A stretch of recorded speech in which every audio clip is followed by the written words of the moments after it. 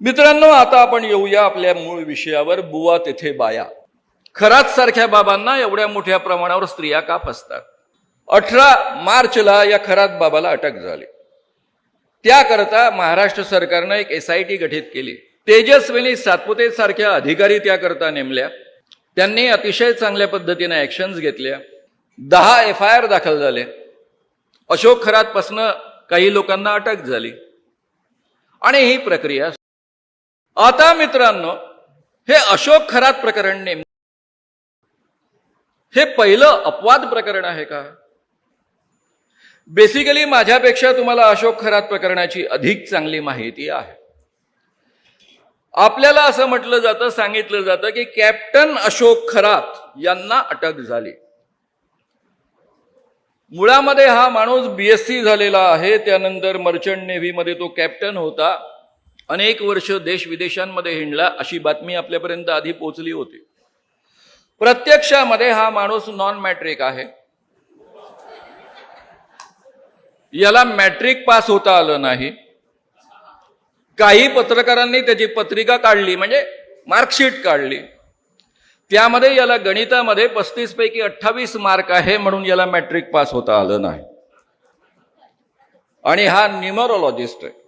अंक भविष्य सांगणारा आहे. आकड्यांवरनं तुमचं माझं भविष्य सांगणारा आहे. या अशोक खरातला ज्योतिषी म्हटलं जातं, न्यूमरोलॉजिस्ट म्हटलं जातं, कॉस्मोलॉजिस्ट म्हटलं जातं. कॉस्मोलॉजी म्हणजे काय? माणसाची उत्पत्ती कशी झाली, या विश्वाची उत्पत्ती कशी झाली याचा अभ्यास करणं. कॉस्मोलॉजी हा भविष्यशास्त्रातला कोणताही विषय नाही. म्हणजे हा फार मोठा सायंटिस्ट असला पाहिजे, तेव्हाच कॉस्मोलॉजिस्ट त्याला म्हटलं जाऊ शकतं. असा हा खरात बाबा. त्याच्या गावचे लोक, त्याचे जे गाव आहे त्या गावचे लोक काय सांगतात? त्याच्या गावचे लोक सांगतात की हा शालेय जीवनामध्ये कोंबडी चोर होता. लोकांच्या कोंबड्या चोरायचा आणि अंडी चोरायचा. ही त्याची गावामधली ओळख होती. मॅट्रिकमध्ये फेल झाल्यानंतर हा गावामधनं पळून गेला. पुढे बहुधा मर्चंट नेव्हीमध्ये एक खलाशी म्हणून वावरत असेल आणि परत आल्यानंतर स्वतःला तो कॅप्टन अशोक खरात असं म्हणायला लागला. नाशिक कनाडा कॉर्नरमध्ये त्याचं एक मोठं ऑफिस आहे, त्याचं एक फार्म हाऊस आहे. सिन्नर तालुक्यातल्या कळहंदवाडी या गावातला तो माणूस आहे. त्या गावकऱ्यांनीच ही माहिती दिली जी मी तुमच्यापर्यंत पोहोचवलेली आहे. हा माणूस भविष्यवेत्ता म्हणून लोक याच्याकडे भविष्य विचारायला जाणार. हा त्यांना भविष्य सांगताना त्यांच्या मनामध्ये भीती निर्माण करणार आणि तुमच्या जीवनामध्ये जे काही वाईट घडणार आहे त्यातून वाचण्याकरता पूजा करावी लागेल. त्याने 3 प्रकारच्या पूजा त्याच्या सार्वत्रिक आहेत. एक म्हणजे अवतार पूजा. तुम्हाला जर तुमच्या व्यवसायामध्ये फायदा हवा असेल, करोडो रुपये व्यवसायामध्ये कमवायचे असतील, तर अवतार पूजा करायची.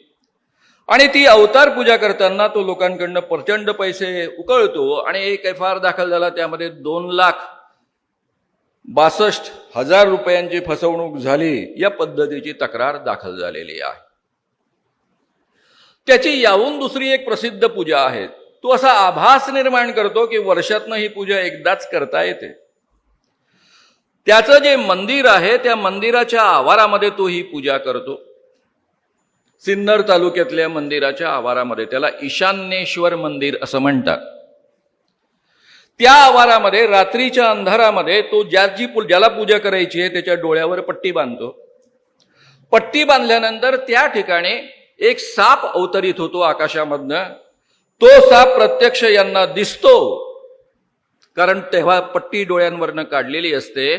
साधारणतः हा साप 15 मिनिटापर्यंत त्यांना दिसतो. सापाचं दर्शन होतं, ती माणसं खुश होऊन जातात. पण ही पूजा स्वस्त नाही. मिनिमम 3 ते 5 कोटी रुपये त्याकरता घेतले जातात. ज्याने 3 कोटी रुपये देऊन ही पूजा केलेली आहे त्यांनीच हे स्टेटमेंट दिलेलं असल्यामुळं आपल्याला त्यावर विश्वास ठेवणं आवश्यक आहे. या 2 पूजा आहेत त्या पुरुषांकरता आहेत. स्त्रियांकरता त्याची स्वतंत्र पूजा असते, त्याला म्हणतात शुद्धीकरण पूजा. तो स्त्रियांचं शुद्धीकरण करतो. आता तुम्ही जे व्हिडिओज पाहिले, माझ्यापेक्षा कदाचित तुम्ही जास्त पाहिलेलं असणार आहे, त्यामध्ये काय आहे की हा बाबा त्याच्याकडे आलेल्या स्त्री भक्ताला बसवतो किंवा उभं करतो, तिच्या डोक्यावर एखादा तांब्या देतो, त्यामध्ये पाणी असतं, त्यानंतर तो तिच्या कानामध्ये मंत्र पुटपुटतो आणि एका व्हिडिओमध्ये स्पष्ट दिसते की तिच्या मागे उभा राहून तो लघवी करतो. एका भांड्यामध्ये ती लघवी गोळा करतो, त्यानंतर तिला तीर्थ म्हणून ते प्यायला देतो. SIDचं म्हणणं सुद्धा असं आहे की तो लघवी प्यायला देत होता. ती लघवी, स्त्रियांना सवय नसते हो लघवी पिऊन पाहायची, ते काही मोरारजी देसाई नाही आहेत, आणि त्यामुळे त्यांना सवय नसते, त्यांना माहीत नसते की लघवीची चव कशी असते. त्यांना ती कडवट खारट वाटायची.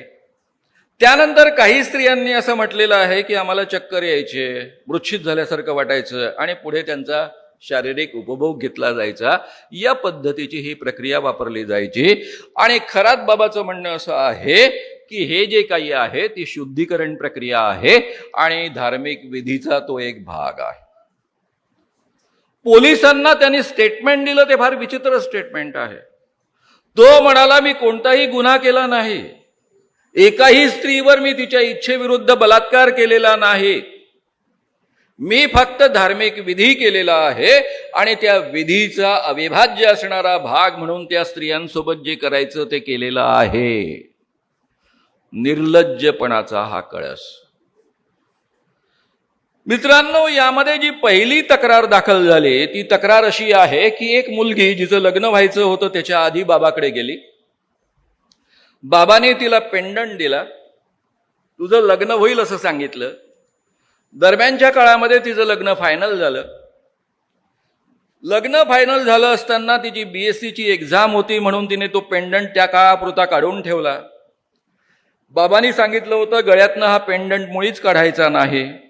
तिचं लग्न तुटलं. तिला वाटलं बाबांचा आदेश आपण पाळला नाही, पेंडंट काढला म्हणून आपलं लग्न तुटलं.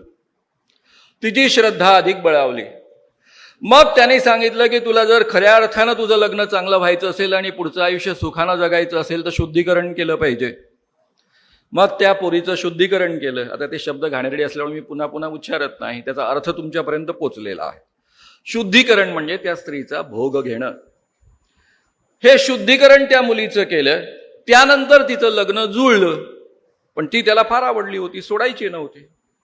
आणि लग्न जुळल्यानंतर सुद्धा तिला वारंवार त्याच्याकडे यावं लागलं, कारण त्या मुलीच्या मनामध्ये त्यांनी भीती घातली की तू माझ्यासोबत संबंध केले नाही, वारंवार शुद्धीकरण केलं नाही तर तुझा नवरा मरेल आणि आपला नवरा वाचावा, तो मरू नये म्हणून ती वारंवार अशोक खरातकडे जात राहिली. असं ते टोटल 3 वर्षाचं शोषण आहे. तिने पहिली तक्रार दाखल केली. दुसऱ्या एका स्त्रीची तक्रार आहे की गेली 10 वर्ष तो या पद्धतीनं तिचं शोषण करतो आहे. मध्ये ती गरोदर राहिली तेव्हा तिचा गर्भपात करून घेतला.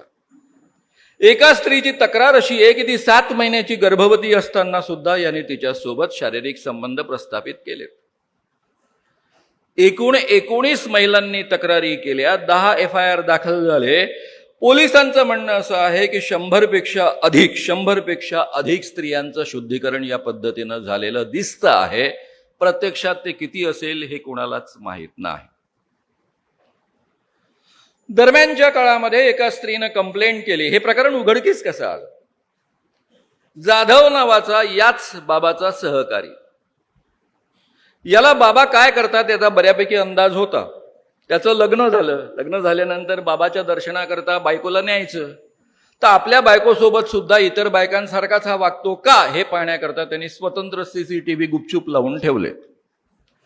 आणि त्यामध्ये आपल्याही बायकोसोबत तो असं वागतो हे त्याच्या लक्षात आलं. त्यावेळेस त्याला इतर बायकांसोबत हा असं वागतो हे दिसलं. त्याने त्या बाईला ब्लॅकमेल करायचा प्रयत्न केला, कारण ती श्रीमंत होती. त्या बाईला ब्लॅकमेल करायचा प्रयत्न केला म्हणून ती सरळ सरळ बाबाकडे गेली. बाबाला सांगितलं. बाबाने त्याच्या विरुद्ध तक्रार दाखल केली की हा ब्लॅकमेल करतो आहे. पोलिसांनी शोध सुरू केला. पोलिसांनी शोध सुरू केल्यानंतर त्यांच्या लक्षात आलं की बाबाचे असे उपद्व्याप आहे. ते व्हिडिओज त्यांनी पाहिले आणि सुरुवातीचं ॲडजस्टमेंट झालं. आता त्याचा अर्थ मी तुम्हाला सांगण्याची गरज नाही, पण ही गोष्ट बाहेर फुटली. यामध्ये अशी माणसं इन्व्हॉल्व आहेत. म्हणजे मी तुम्हाला साधा प्रश्न विचारतो, खरात बाबांकडे अनेक राजकीय लोक गेलेले आहेत. कोण कोण गेलेले आहेत? महाराष्ट्राचे मुख्यमंत्री एकनाथ शिंदे गेलेले आहेत, दीपक केसरकर गेलेले आहेत, राधाकृष्ण विखे पाटील गेलेले आहेत, राष्ट्रवादीच्या रुपाली चाकणकर गेलेले आहेत, राष्ट्रवादीचे इतरही लोक गेलेले आहेत. यामध्ये देवेंद्र फडणवीस यांच्या जवळचे जर 2-4 आमदार किंवा मंत्री जर या बाबाचे भक्त असते तर पोलिसांनी ही ॲक्शन घेऊन त्याला 18 मार्चला अटक केली असती काय? मुळीच ॲक्शन झाली नसती. पहिल्या बाईला हशप करण्यात आलं असतं, तिला गप्प बसवण्यात आलं असतं आणि ही केस तिथेच दाबून टाकल्या गेली असती. त्यामुळे आपण धन्यवाद द्यायला पाहिजे की एकनाथ शिंदे तुम्ही या बाबाचे भक्त होता म्हणून बरं झालं, म्हणून हे प्रकरण उघडकीस आलं. त्याबद्दल तुमचे आभार आणि धन्यवाद. त्यानंतर रुपाली चाकणकर महिला आयोगाच्या अध्यक्ष आणि राष्ट्रवादीच्या महिला आघाडीच्या अध्यक्ष, एका पत्रकाराने, खेमकर नावाच्या पत्रकाराने विरुद्ध बातमी लावली, त्याला झापला, फोन करून झापला. या कायद्यामध्ये जसा गुन्हा करणं म्हणजे जी कृती निषिद्ध मानलेली आहे जादूटोणा विरोधी कायद्यानुसार तो गुन्हा आहे आणि त्याकरता कमीत कमी 6 महिन्यापासून तर 7 वर्ष कारावासाची शिक्षा आहे. त्याच पद्धतीनं या कायद्याचा प्रचार प्रसार करणं हा सुद्धा इक्वल गुन्हा आहे.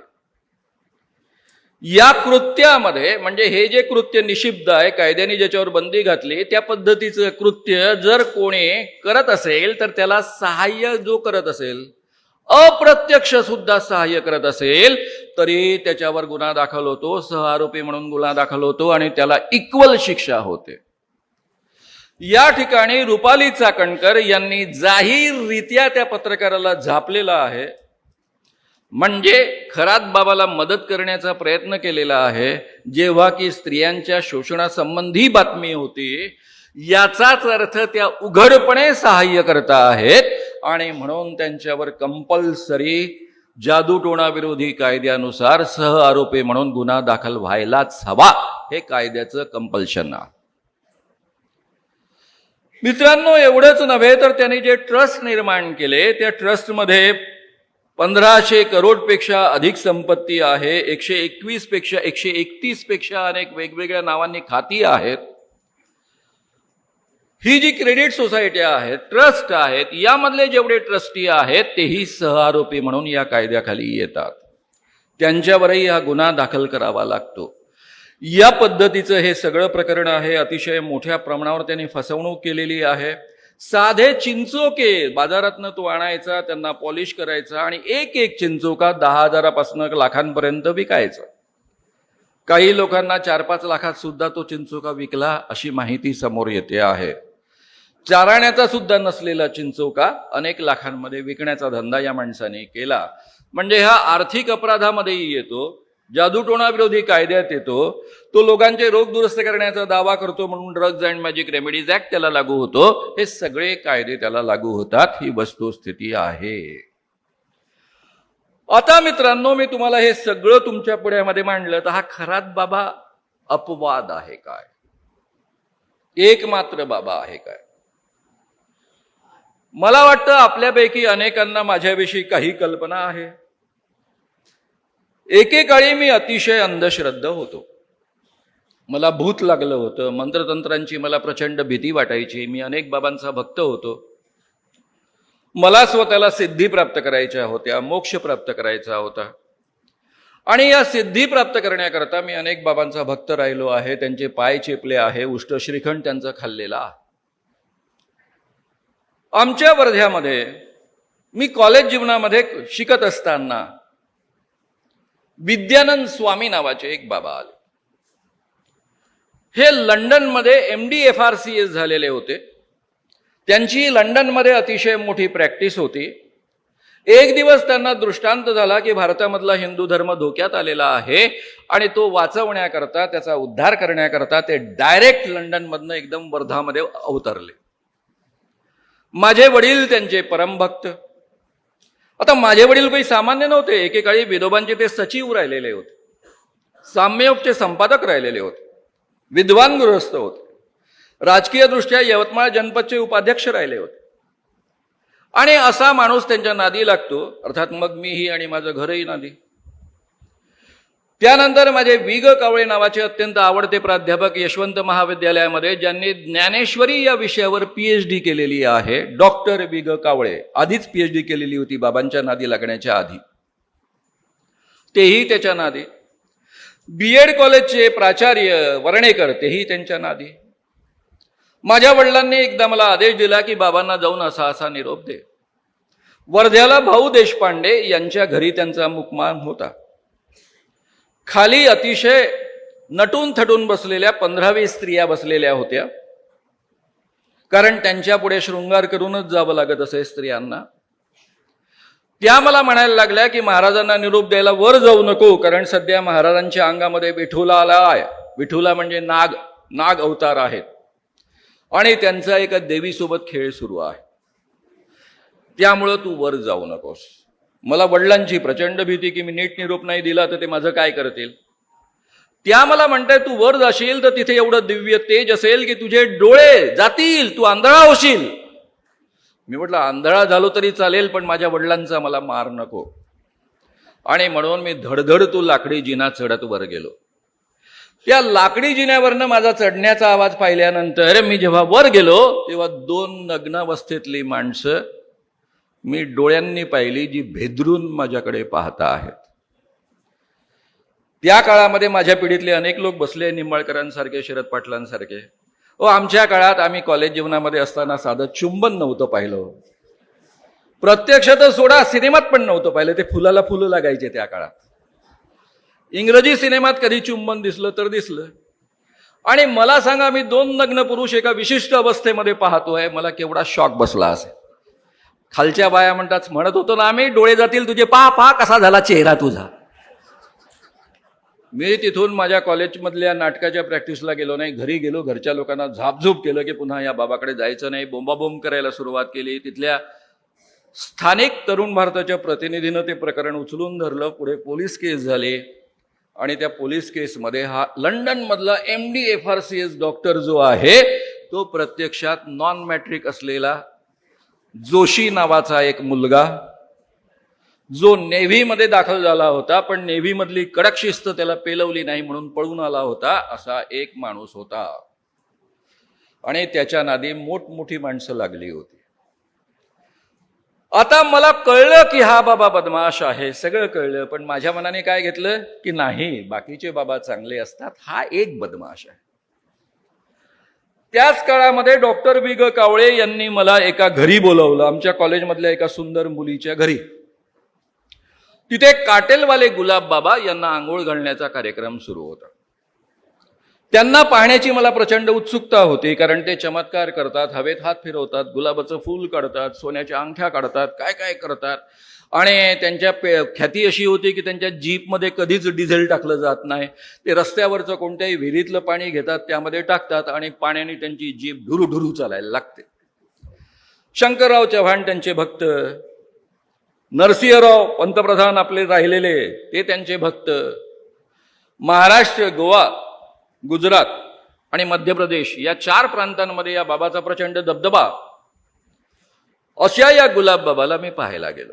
आम्हा पुरुषांना आतमध्ये प्रवेश नव्हता, फक्त डॉक्टर वि ग कावळेंना आतमध्ये प्रवेश होता. बाकी सगळ्या स्त्रिया त्यांना आंघोळ घालत होत्या. आणि हा बाबा आमच्या कॉलेजमधल्या सुंदर सुंदर मुलींच्या छातीवर पाणी उडवत होता आणि त्यांना ओलं करत होता. ते आम्ही खिडक्यांमधनं पाहिलं, म्हटलं हा बाबा बदमाश आहे. पण माझी समजूत काय, सगळे बाबा खूप चांगले असतात, पण हे 2 बाबा बदमाश आहे.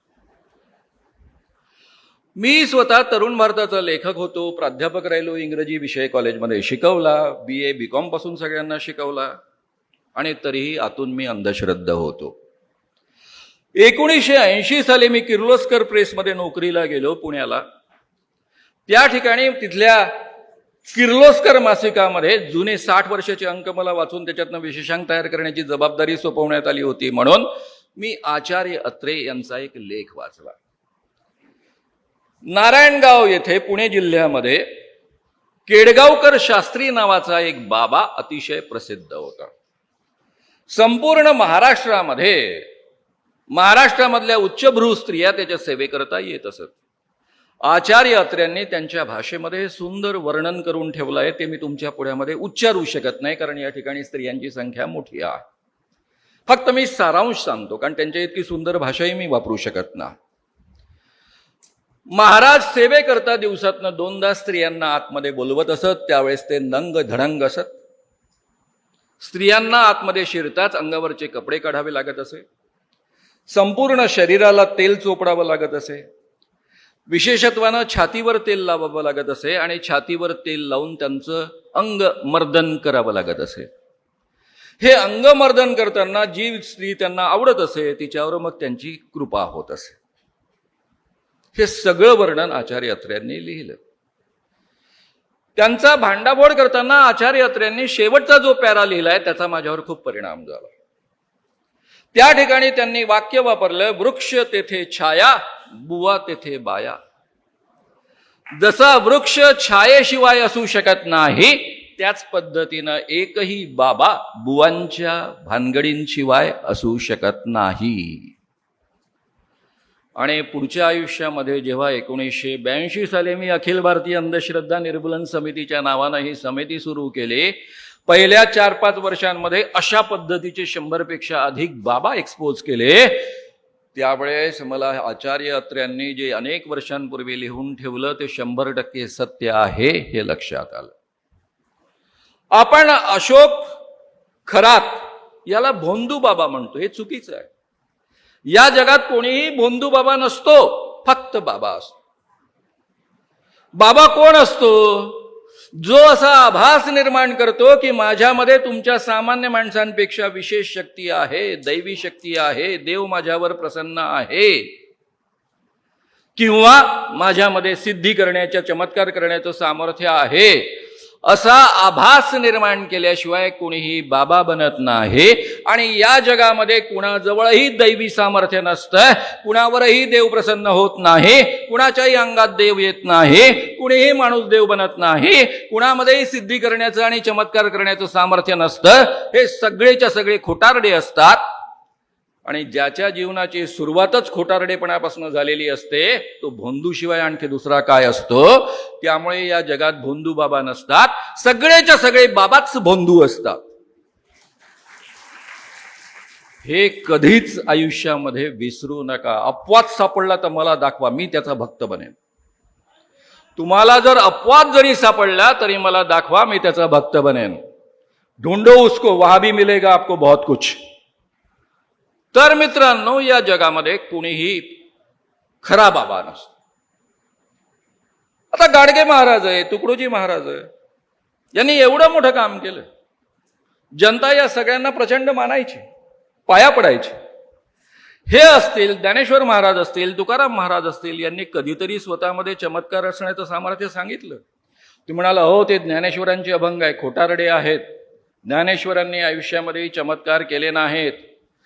योग याग विधी येणे नव्हे सिद्धी, वायाची उपाधी दंभधर्म, हा त्यांचाच श्लोक आहे, अभंग आहे, ओवी आहे. ते म्हणतात की या जगामध्ये कुणालाही सिद्धी प्राप्त होऊ शकत नाही, कुणालाही खऱ्या अर्थानं चमत्कार करण्याचं सामर्थ्य प्राप्त होऊ शकत नाही. हे सगळंच्या सगळं खोटं आहे, हा खोटा धर्म आहे. तुकाराम महाराज तर चमत्कार विरोधीच होते, त्यांचे अनेक अभंग आहेत, त्यामध्ये आता मी वेळ देत नाही कारण तो विषय नाही आजचा म्हणून.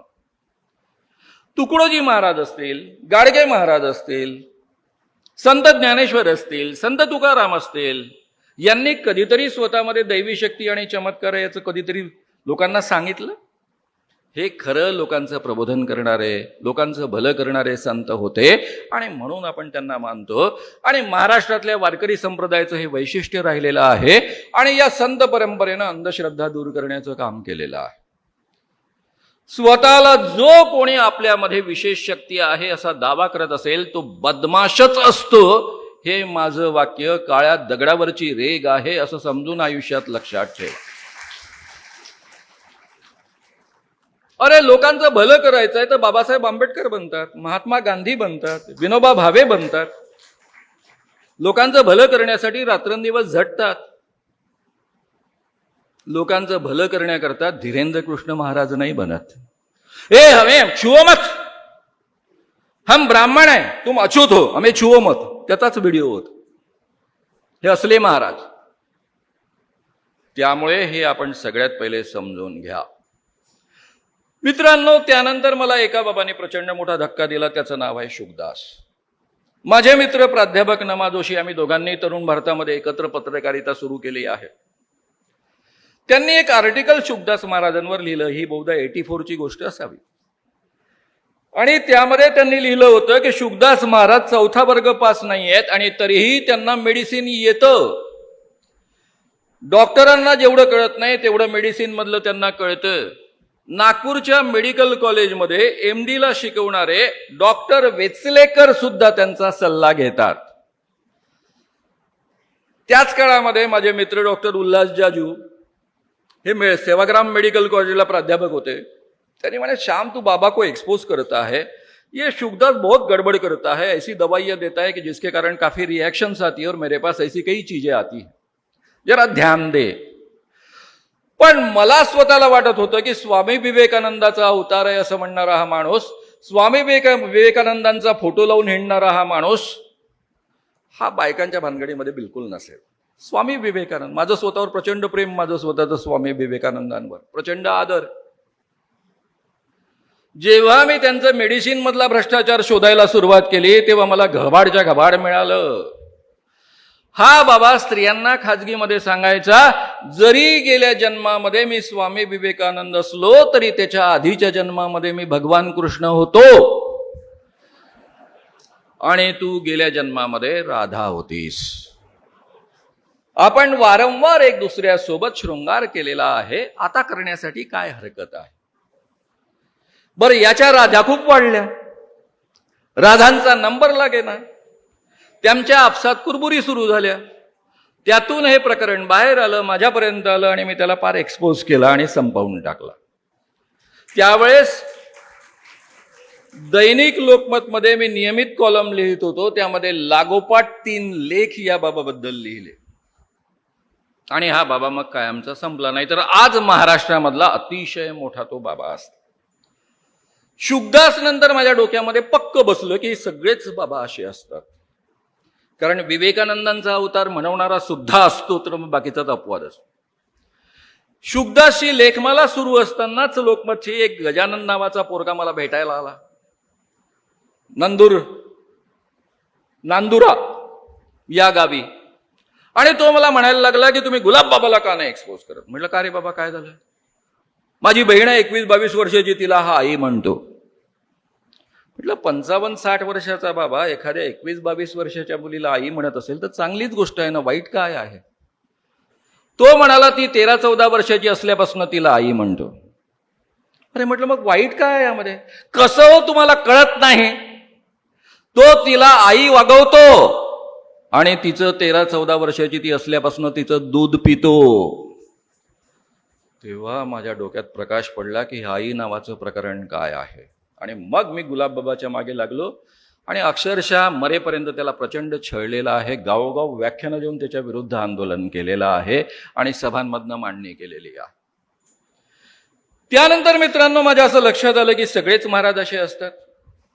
आमच्या नागपूरमध्ये हरीश देशमुख, उमेश बाबू चौबे, आज उमेश बाबू चौबेंची प्रकर्षानं आठवण येते, कारण दर कार्यक्रमात या हॉलमधल्या ते माझ्यासोबत असायचे. या लोकांनी कृपाळू महाराजांना आतमध्ये पाठवलं. हा कृपाळू महाराज जर तुम्ही नुसतं इंटरनेटवर शोधलं तर त्याचे संपूर्ण जगभर संस्थानं आहेत, जगभर त्याचे आश्रम आहेत. प्रत्यक्ष भगवान कृष्णाचा हा अवतार मानला जातो, स्वतःला म्हणवायचा. आणि काम काय करायचं माहितीये, प्रवचनाला त्याचा शिष्य प्रवचन द्यायचा, हा बाजूला बसायचा, बिरबीर पाहायचा. एखादी 13-14 वर्षाची पोरगी आवडली की तिच्याकडे बोट दाखवायचा आणि इकडे प्रवचन सुरू असताना त्या 13-14 वर्षाच्या मुलीला उचललं जायचं, याच्या भक्तीने जायच्या, तिला आंघोळ घालायच्या, शृंगार करायच्या, पालखीला काढायच्या आणि ह्या स्त्रिया पालखीनं या महाराजापर्यंत नेऊन पोचवायच्या. आणि हा महाराज त्या 13-14, याला एक रोग होता. माझा हा विषय अभ्यासाचा असल्यामुळे मी तुम्हाला अतिशय ठामपणे सांगू शकेल, त्याचं स्खलनच होत. पुढचे 1-2 वर्ष तिला राधा म्हणून विशेष सन्मान मिळायचा आणि त्यानंतर दुसरी राधा, त्यानंतर तिसरी राधा. नागपूर परिसरातल्या 2 मुलींनी ह्या तक्रारी केल्यामुळं आपण नागपूरमध्ये कोर्ट केस दाखल, म्हणजे पोलीस केस दाखल केली. पोलिसांनी त्याला अटक केली, जेलमध्ये टाकलं आणि पुढे हायकोर्टामध्ये, खरं म्हणजे या कायद्याअंतर्गत जमानत मिळणं शक्य नसतं, तरी हायकोर्टामध्ये जमानत देण्यात आली. कारण त्याआधी कृपाळू महाराजांची अनेक लोक, मी मुंबईला राहत होतो त्या काळामध्ये, म्हणजे अजूनही मी मुंबईलाच राहतो, माझ्याकडे फोन आलेत की मानव साहब चाहे उतना पैसा लो लेकिन आप लोग तकरार पीछे ले लो. मतलब आप मुझे पहचानते नहीं शायद, इसीलिए फोन करने की आपने हिम्मत की. आमचे कोणीही कार्यकर्ते पैसे खाणं शक्य नव्हतं, पण हायकोर्ट जजनी मात्र त्यांना जमानत दिली. मग त्यांनी मला फोन केला, मानव साहब मैं आपको 10 लाख देने को तैयार था, मेरा 5 लाख में काम हो गया. ठीक है, भारत आहे आपला. हा कृपाळू महाराज. कृपाळू महाराज जेव्हा जेलमध्ये होते तेव्हा अकोल्याचे एक अतिशय प्रसिद्ध ॲडव्होकेट आणि स्त्री सामाजिक कार्यकर्ता, स्त्री चळवळीतल्या बाबूजींना भेटायला आल्या. बाबूजीवर खवळल्या, तुम्ही एवढ्या चांगल्या महाराजांना जेलमध्ये पाठवलं. बाबूजीला वाटलं की कदाचित या बाईला माहीत नसेल हा महाराज काय उपद्व्याप करतो. ती सांगायला लागले, बाबूजी सांगायला लागले की तो काय करतो. ती म्हणाले, फिर क्या हो गया, वो भगवान कृष्ण का अवतार है, वो स्त्रियों का उद्धार करते हैं. आणि पुढे तिने ते सांगितलं ते फारच भयानक होतं. ती म्हणाली, मेरे शादी को 10 साल हो गए, उसके बाद मैं बाबा के पास गई, बाबा की कृपा मुझ पर हुई, एक ही बार उनके साथ में मैं रत हुई, उस रत में इतना आनंद मुझे मिला कि 10 साल में मेरा पति कभी दे नहीं पाया. वो स्त्रियों का उद्धार करते हैं. उमेश बाबू म्हणत होते की मला असं वाटत होतं की इथल्या इथे चुल्लूभर पाणी डूब घेऊन आपण त्यामध्ये मरावं. आपल्या नागपूरच्या रेल्वे बोर्डातले ते सदस्य होते, त्यामुळे नागपूरच्या रेल्वेचे मोठे ऑफिसर त्यांचे चांगले ओळखीचे होते. त्यांना हे सांगायला गेले की तुमच्या घरचे लोक त्या कृपाळू महाराजांच्या नादी लागतात. त्यांच्या कॉन्व्हेंट शिकलेल्या पत्नी त्या ओरडत आल्या उमेश बाबूंवर की तुम क्या ये बता रहे हो मेरे पति को, मैं खुद मेरी बेटी या 10-11 साल की होने की राह देख रही हूं, जब भी वो 11-12 साल की हो जाएगी तो मैं खुद बाबा को अर्पण करूंगी, उनके जीवन का भला हो जाएगा. हे काय आहे सगळं प्रकार? हे का असं आपल्या समाजामध्ये घडतं? कारण काय आहे त्याची? राम रहीम बाबा, त्याला मी एक्सपोज केला नाही पण त्याचा भरपूर अभ्यास केला. मी तुम्हा सगळ्यांना विनंती करेल की OTT प्लॅटफॉर्मवर आश्रम नावाची एक सिरियल आहे, फार सुंदर सिरियल आहे, 3 सीझन आहे, ती अवश्य पहा. राम रहीमचे सगळे उपद्व्याप त्यामध्ये दाखवलेले आहे. ज्या मुलीने अटल बिहारी वाजपेयींकडे तक्रार केली ती मुलगी काय सांगते, तिचा फक्त मी अनुभव तुमच्या पुढ्यामध्ये मांडतो आहे. ती म्हणते की एक दिवस मला निरोप आला, बाबा ने माफी देने के लिए बुलाया है, याचं शुद्धीकरण त्याचं माफी, अशोक खराचं शुद्धीकरण त्याचं माफी. ती मुलगी त्याच्या बेडरूम मध्ये गेली, गुहेमधल्या. त्या ठिकाणी एका बाजूला रिव्हॉल्वर ठेवली होती, दुसऱ्या बाजूने तो अश्लील व्हिडिओ पाहत होता. आल्या आल्या तिला म्हटला, काही पटवणं नाही, काही नाही, काही नाही, तुम मुझे गुरु मानती हो?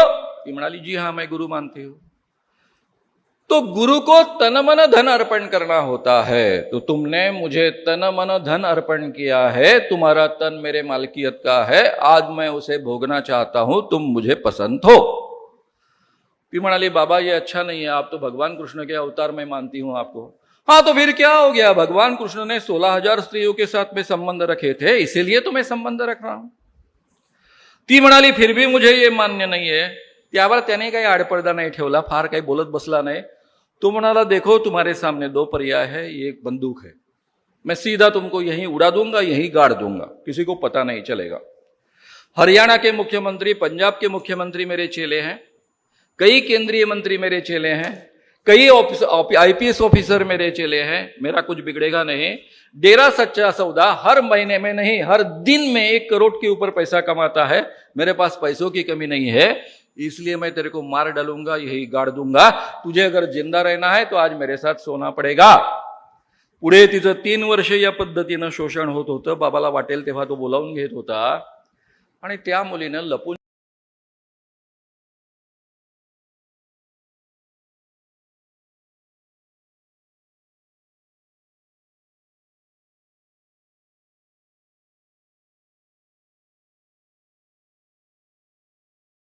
आणि मारून टाकून फेकून पण दिलं असणार.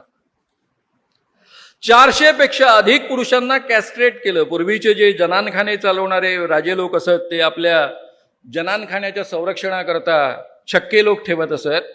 हा माणसाचे लिंग कापून टाकायचा, त्यांना कॅस्ट्रेट करायचा भक्त म्हणून आपले, आणि मग ते जनानखान्याचं संरक्षण करण्याकरता त्यांना वापरायचा. 400 लोकांना कॅस्ट्रेट केलेलं आहे. आणि म्हणून मी म्हणतोय की आश्रम नावाची ही सिरियल पहा, त्यात तुम्हाला सगळे हे डिटेल्स सापडतील. त्यानंतर मित्रांनो, आसाराम बापू संबंधी माझ्याकडे सगळ्यात पहिली तक्रार आली होती ती 1983 साली. मी 1983च्या फेब्रुवारी महिन्यामध्ये गुजरातचा दौरा केला होता. 48 कार्यक्रम गुजरातमध्ये दिले. भाषण मी द्यायचो, प्रेमानंद चमत्कार करायचे. एक डॉक्टर शोधत शोधत मला माझ्या मुंबईच्या कार्यक्रमामध्ये भेटले. त्यावेळेस नागपूर हेडक्वार्टर होतं.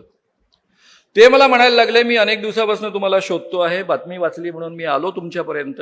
मी दिल्लीला राहतो. माझी मुलगी 2 वर्षापूर्वी अहमदाबाद आश्रममध्ये बाबाच्या दर्शनाकरता गेली. रात्री 8 वाजता तिचा ट्रंक कॉल आला होता. मोठ्या आनंदानं ती हुरळून गेली होती, कारण बाबाने तिला सत्संगाकरता बोलावलं होतं. आणि त्यानंतर तिचा पत्ता नाही. मी जंग पछाडलं, तिचा शोध लागला नाही. अहमदाबादमध्ये मी FIR रजिस्टर करण्याचा प्रयत्न केला, कोणीही पोलीस केस दाखल करून घेत नाहीत. बरं, हे डॉक्टर कोण होते? राष्ट्रपतींचं दिल्लीतलं जे पॅनल असतं त्या पॅनलमध्ये यांचं नाव होतं. एवढ्या श्रेष्ठ दर्जाचा दिल्लीतला हा डॉक्टर, गुजराती जन्माने. मानव साहब, आप कुछ तो भी करो, आप ही कुछ कर सकोगे. मतलब मैं गुजरात में क्या कर सकूं? आप इतने बड़े डॉक्टर हो, राष्ट्रपति के पैनल पर हो, इसके बावजूद अगर आपकी कंप्लेंट पुलिस दाखिल नहीं करती तो गुजरात की पुलिस मेरा क्या सुनेगी? महाराष्ट्र में होता तो शायद मैं कुछ कर पाता. तेव्हापासून मी आसारामकडे बारकाईने लक्ष द्यायला लागलो, त्याच्या सगळ्या भानगडी काढायला लागलो, बोलायला लागलो. आणि पुढे एक मुलगी जी 15-16 वर्षाची मुलगी हा प्रयत्न करतो आहे, पण तोपर्यंत निर्भयाचा प्रयत्न करणं त्या दिशेनं प्रयत्न मानला जातो. आणि त्यातल्या त्यात ही मुलगी 16 वर्षाची असल्या आणि जी एक स्त्री DCP लेव्हलची अधिकारी होती ती अतिशय कडक निघाली. तिच्या बॉसने तिला छानपैकी मदत केली आणि या दोघांनी जाऊन MP मध्ये तो मुक्कामाला असताना पोलिसांनी त्याला अटक केली.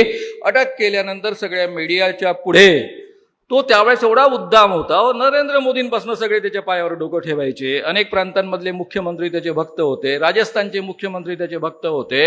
आणि हे राजस्थानचं पोलीस त्याला पकडून नेत आहे. त्यावेळेस तो सगळ्या मीडिया पुढे बोलला की ये जो है सोनिया गांधी और राहुल गांधी, त्याने भरपूर शिव्या दिल्या आणि त्याने उपकार करून ठेवले. राजस्थानच्या मुख्यमंत्र्याची मग हिम्मत झाली नाही की आपल्या बॉसेसला शिव्या देणाऱ्या माणसाचं संरक्षण आपण कसं करायचं, आणि म्हणून त्याने पोलिसांना छान काम करू दिलं. आणि तो कायदा इतका FIR आणि पुढचा संपूर्ण जो भाग असतो तो सगळा इतका चांगला बनवला, चार्जशीट इतकी मस्त बनवले. वर्षानुवर्ष हा बाबा जेलमध्ये राहिला. याचा मुलगा नारायण साई हेच उपद्व्याप करणार. नारायण साईनी काय केलं? एका मुलीच्या तोंडची वाक्य मी तुम्हाला सांगतो. त्या दोघी अहमदाबादच्या आश्रममध्ये राहायच्या, भक्त होत्या, साध्वी होत्या. त्यांनी आपल्याला स्वतःला अर्पण करून घेतलं होतं. एका साध्वीला यांनी बोलावलं केला तिच्या इच्छेविरुद्ध. ती रडत रडत रूमवर परत आली आणि सांगितलं की मी जर त्याला नकार दिला असता, त्याने मला सरळ सांगितलं की मैं तुझे मार डालूंगा और इस कुएं में डाल दूंगा, ऐसे कई लड़कियों को इस कुएं में डाला है. दुसरी मुलगी हुशार होती. तिच्या लक्षात आलं की आपल्यावरही नंबर येणार आहे आणि म्हणून तिने पळून जाण्याचे मार्ग शोधून ठेवण्याचा प्रयत्न केला. पण त्याच्या आधीच तिचा नंबर आला.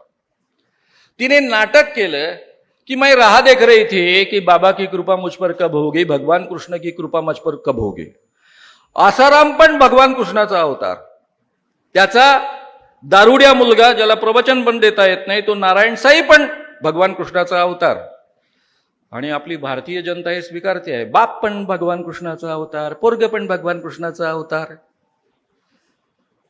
आणि या ठिकाणी तिने एवढी दारू त्याला पाजली की ज्याला काही करता आलं नाही किंवा करण्याची गरज पडली नाही. पण त्याचे सगळे सुरक्षा कर्मचारी दूर निघून गेले होते. त्याचा फायदा घेऊन या दोन्ही मुली पळून आल्या डायरेक्ट मुंबईला. मुंबईला का आल्या? कारण या मुलीच्या सख्ख्या बहिणीचा नवरा मुंबईमध्ये DCP होता, IPS अधिकारी होता. या DCPंशी माझं बोलणं झालेलं आहे. ते म्हणाले की मला असा कॉन्फिडंट होता कारण माझे अनेक बॅचमेट्स आणि सिनियर्स आणि ज्युनियर्स ट्रेनिंग चालत असतं त्या काळातले असणारे हे गुजरातमध्ये होते. त्यांच्या मदतीनं मी सहज FIR दाखल करू शकेल. पण शेवटपर्यंत या नारायण साईच्या विरुद्ध FIR दाखल झाला नाही. काही वर्षांनी एक धडक DCP लेव्हलच्या अधिकारी बाईंनी 2 मुलींनी तक्रारी केल्या म्हणून नारायण साईच्या विरुद्ध FIR दाखल करून घेतला. तो तडीस नेला आणि त्याला जेलमध्ये पाठवला. मित्रांनो, केवळ भारतीय परंपरेमध्येच या पद्धतीचं स्त्रियांचं शोषण होतं असं नाही.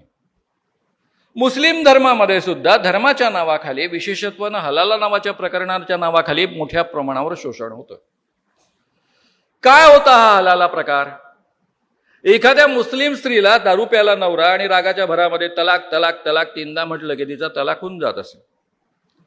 तो तलाक झाल्यानंतर नवऱ्याच्या जर लक्षात आलं की आपल्या हातून चूक झाली आहे आणि पुन्हा आपण आपल्या बायकोला स्वीकारलं पाहिजे, तर मुस्लिम धर्मामध्ये मुस्लिम कायद्यानुसार ते अलाउड नाही. त्याकरता तिला आणखी एका दुसऱ्या माणसाशी लग्न करावं लागतं आणि त्या माणसाने तलाक दिल्यानंतर ती पहिल्या नवऱ्याशी लग्न करू शकते. तर हे जे मधल्या टप्प्यामध्ये एक लग्न करावं लागतं त्याला हलाला असा प्रकार म्हणतात. राजन खान नावाच्या माझ्या मित्रांनी एक स्टोरी यावर लिहिली, त्याच्यावर एक सिनेमाही मराठी आलेला होता. हा हलाला प्रकार अतिशय मोठ्या प्रमाणावर मुस्लिम धर्मामध्ये पाळला जातो. मधल्या काळामध्ये टीव्हीनेच हे प्रकरण उचलून काढलं होतं. आजही तुम्हाला युट्यूबवर यातल्या अनेक गोष्टी वाचायला मिळतील, ऐकायला मिळतील आणि त्यामधनं तुमच्या लक्षात येईल की या हलाला प्रकरणाच्या माध्यमातून अतिशय मोठ्या प्रमाणावर शोषण होतं आणि त्यामध्ये हे मौलवी जाहीररित्या सांगतात की क्या गलत कर रहे हैं हम तो उन स्त्रियों का उद्धार कर रहे हैं, उस पति को मदद कर रहे हैं, क्योंकि जो भी पति शादी करेगा वो एक रात में तो लौटाएगा नहीं ना, वो कई महीने रखेगा, उसका भोग लेगा, बाद में लौटाएगा. हम तो बस एक रात भर उसका उपयोग करते हैं, दूसरे दिन वापस करते हैं और उसके एवज में अगर 4-5 लाख रुपए लिए तो इसमें गलत क्या है? हम तो धर्म का काम कर रहे हैं ना. हे सगळं मुलाखतींमध्ये आजही तुम्हाला युट्यूबमध्ये पाहायला मिळू शकतं शोधलं तर. तर मित्रांनो, या पद्धतीनं हलाला नावाचं प्रकरण आहे. ख्रिश्चन धर्मामध्ये जेवढ्या साध्वी जया आहे, आता मधून उठायला लागला तर मी डिस्टर्ब होतो, कृपया कोणी उठू नका. जायचं असेल तर पटकन निघून जा गुपचूप. ज्यांना उठून जायचं असतं त्यांनी मध्ये का बसावं? कोपऱ्यात बसावं ना, दाराजवळ बसावं ना. हा साधा सभेचा नियम आहे, तेवढा तर आपण पाळला पाहिजे.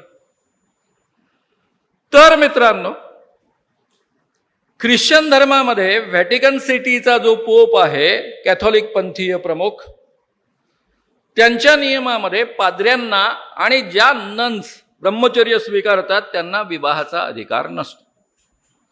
मग या नन्स राहतात, त्याला कॉन्व्हेंट असं म्हणतात. कॉन्व्हेंट म्हणजे नन्स राहणारं वसतिगृह.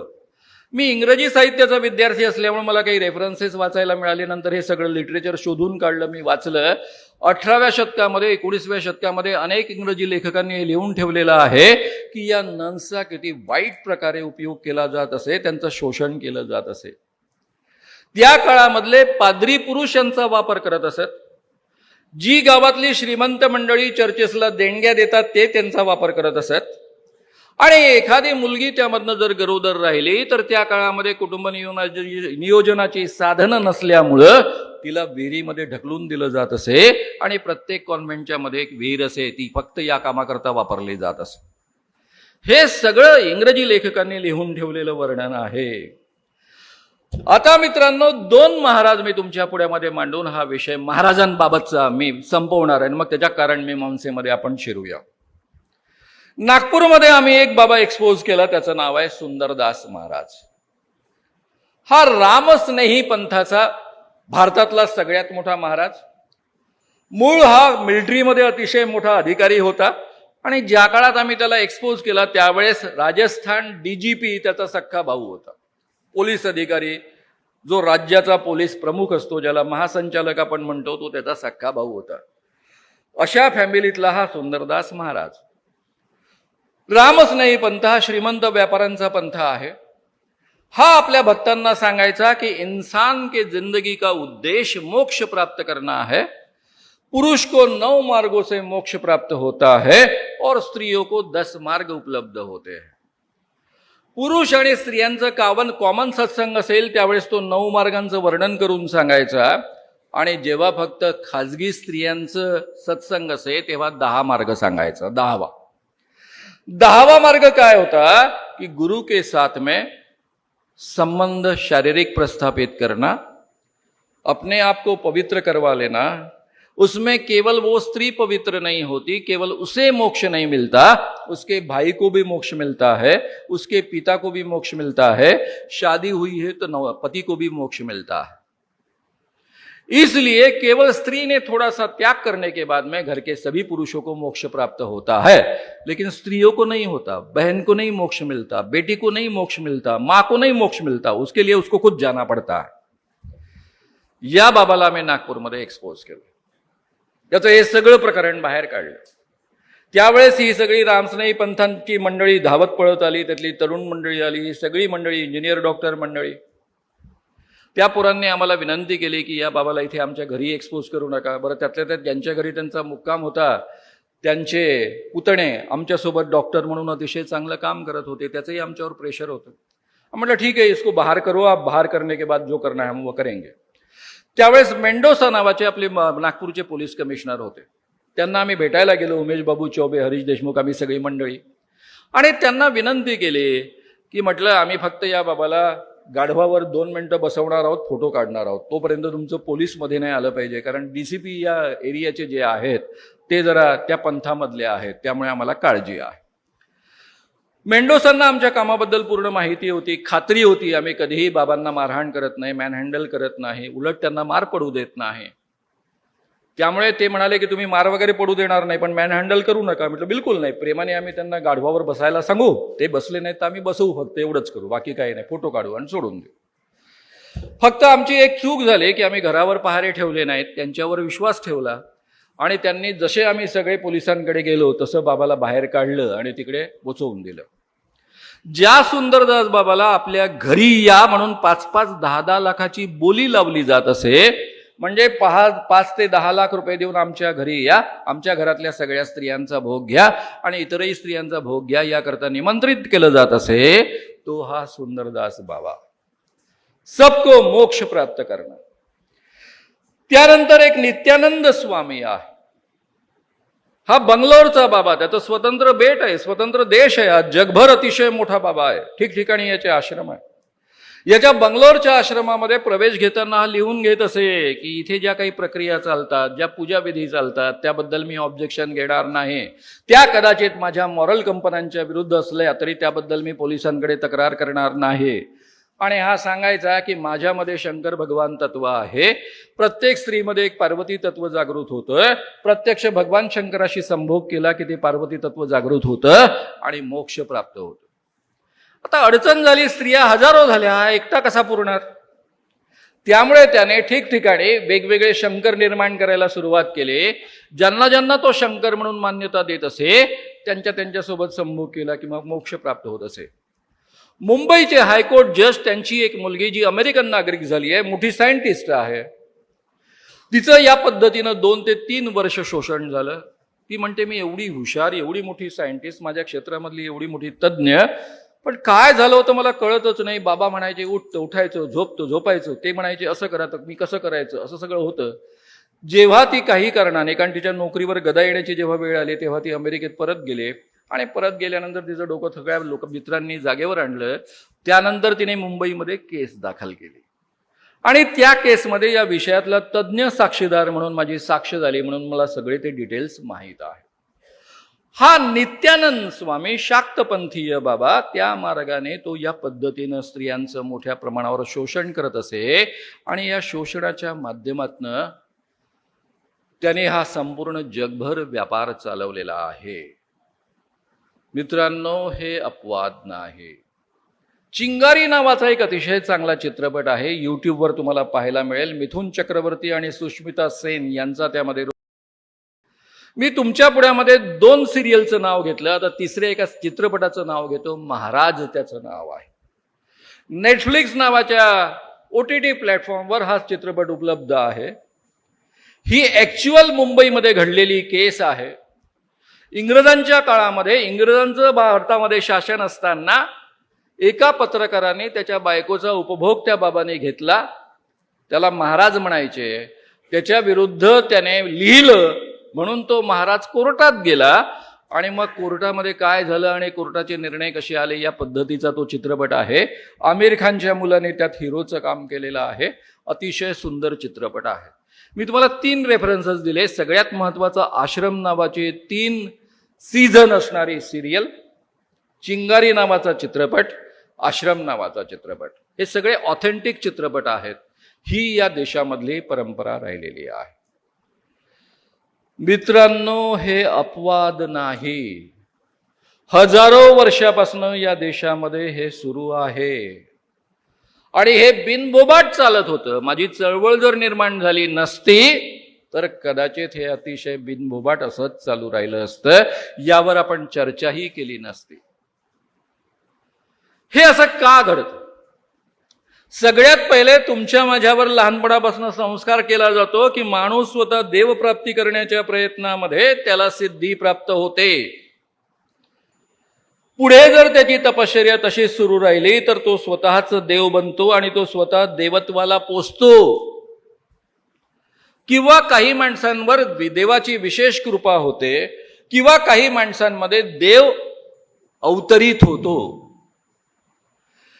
त्याला सिद्धी प्राप्त झाली असेल, देव अवतरित झाला असेल, देव प्रसन्न असेल किंवा स्वतःच तो देव बनला असेल, अशा सगळ्या माणसांमध्ये 3 प्रकारच्या गोष्टी त्याला प्राप्त होतात. एक म्हणजे सगळ्या प्रकारचं चमत्कार करण्याचं सामर्थ्य प्राप्त होतं. लोकांचं भूत भविष्य वर्तमान त्याला आपोआप कळतं आणि जगातले कोणतेही रोग दुरुस्त करण्याचं सामर्थ्य येतं.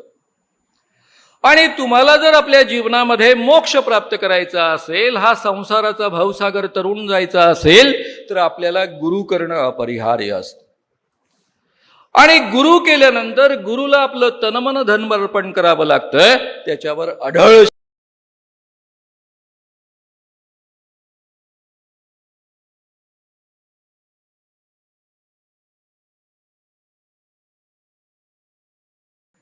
ज्याच्यावर श्रद्धा ठेवायची त्याला आपण श्रेष्ठ मानायचं, त्याचं शब्द प्रामाण्य मानायचं, त्याच्याबद्दल शंका घ्यायची नाही, चिकित्सा करायची नाही. मी जेव्हा नुकतंच अंधश्रद्धा निर्मूलनाच्या विषयाबाबत जागरूक झालो होतो, 100% बुद्धिप्रामाण्यवादी बनलो होतो आणि मी पुण्यामध्ये किर्लोस्कर प्रेसमध्ये काम करत होतो, त्या काळामध्ये नागपूरच्या ज्येष्ठ नागरिक मंडळानं माझं एक व्याख्यान आयोजित केलं होतं.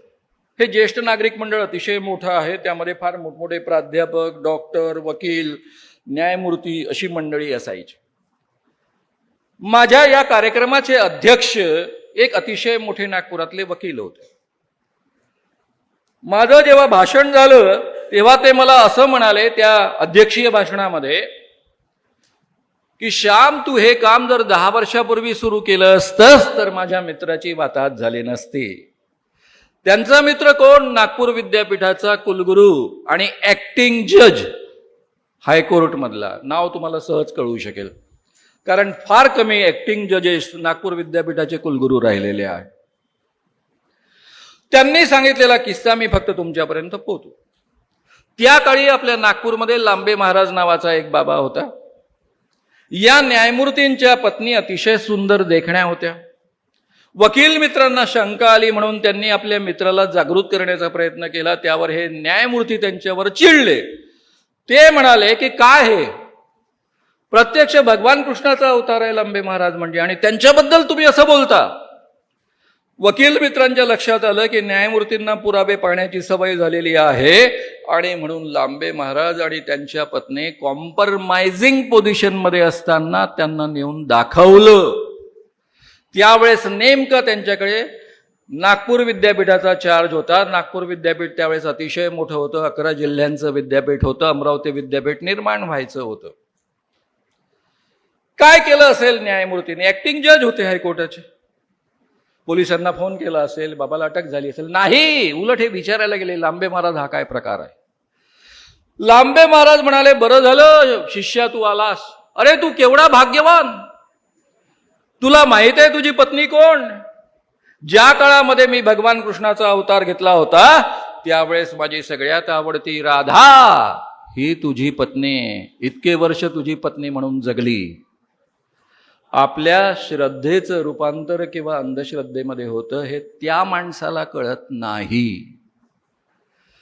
मला माहिती आहे की आपण विश्वास ठेवल्याशिवाय एक दुसऱ्यासोबत जगू शकत नाही. मला खात्री आहे की तुम्ही शांतपणे ऐकून घ्याल. तुम्हाला खात्री आहे की मानव किती कडक बोलले तरी दगड फेकून मारणार नाहीत. म्हणून आपण या ठिकाणी एकत्र जमलो.